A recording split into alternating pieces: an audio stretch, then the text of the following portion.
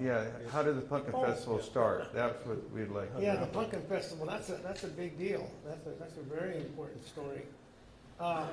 We have an uncle and aunt that lived in Knight's Ferry, and every year they had a pumpkin roll at Knight's Ferry. So we were kind of, so we used to donate those pumpkins up there. So one day I told my dad and mom, I said, and my wife, I said, let's go up there and check out that pumpkin roll. I want to see what that's all about.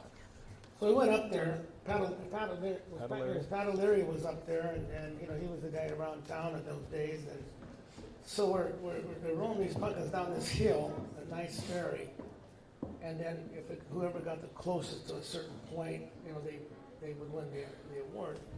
So I said, you know what? We need to start something like that in Manteca.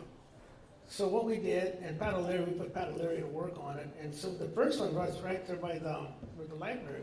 Yeah, the library, that library. Right. That's what the Right, first one I was. remember. Yeah, right there. And that kicked it off, and we had that. I remember that we had that pumpkin roll there and everything, and we had just a few little things. I remember there was one thing that stood out to me. I always remember, and is when you hit the hammer and the thing goes to the top, and it hits the bell.